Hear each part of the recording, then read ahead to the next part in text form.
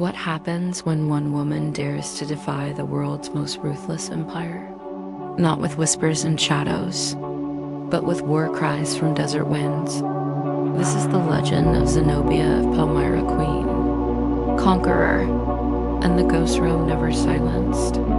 In the 3rd century CE, as Rome raged through revolts and rulers, a new force emerged not from the Senate, nor Caesar's bloodline, but from the sands of Syria's Palmyra. Her name was Septimia Zenobia, born to nobility, educated in Greek, Latin, Aramaic, and Egyptian. She was fluent in the languages of empire and fluent in ambition. They called her beautiful. They should have called her brilliant. While Rome watched from across the sea, Zenobia was building something far more dangerous than beauty, a rival empire. When her husband, King Odenathus, was assassinated, many expected Zenobia to fade into the footnotes. Instead, she stepped into the throne, not as regent, but as ruler, with her young son on one side and steel resolve on the other. She took command of the Palmyrene Empire. She conquered Egypt, took the Levant, and carved out a corridor of independence between East and West. She minted her own coins. She wore a Roman-style diadem.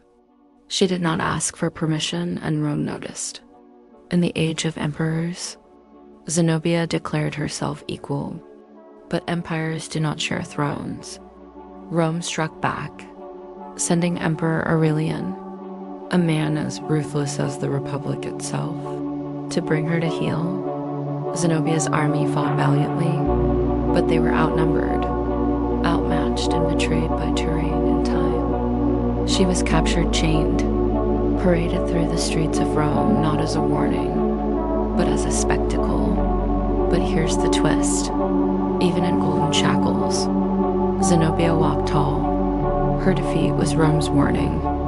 You may destroy a kingdom, but you cannot erase a queen. History often remembers the victors, but Zenobia reminds us to remember the resistors. She didn't just rule, she rebelled.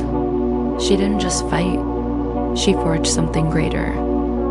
A legacy of courage over conquest, of dignity and defiance, and of one woman who dared to ask, what if empire isn't the future, but the force we were born to challenge? If you found power in her story, there are more legends buried just beneath the surface, because history doesn't just repeat, it resists. Like and subscribe.